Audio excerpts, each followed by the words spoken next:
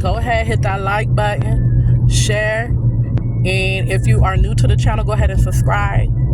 So they think you scared.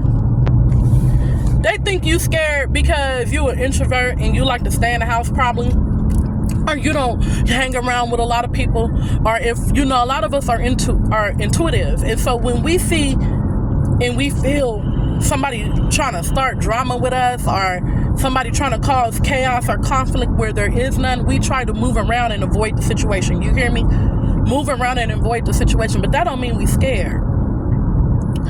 These people will see you outside all day, every day. In the moment, because you were introvert, or the moment because you know you're not feeling well that day, or the moment you stay in the house, now you're scared. But just the day before, you was outside all day, every day. Just the couple of days before, you was outside all day. The day before that, outside all day. And it comes upon a time where these people are trying to scare you. They're probably sending threats. They're probably trying to send harm your way. And people want to mock you and make fun of that because they feel like, oh, I go out into the community, I'm loved, I don't feel scared, I don't feel no danger. Well, guess what?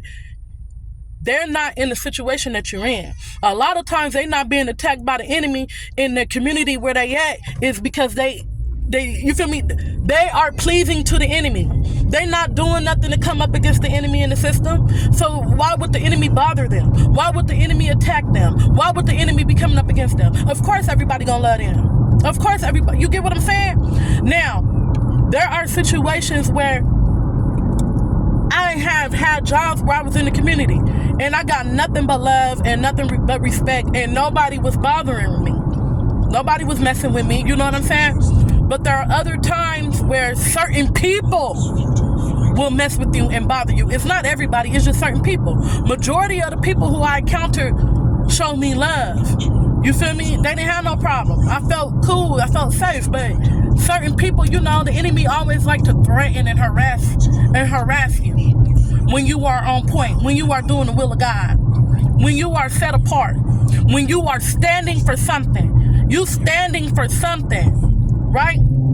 See, a lot of people don't want to admit, and they don't want to say the things that you are brave enough to say, because they are in fact the ones who are scared. They're scared to stand up for what, like a lot of people, they're scared to say that black people are the Israelites, and to actually stand up and stand on business when it comes to that, and not switch. They're scared to do that because they're afraid of what's going to happen to them.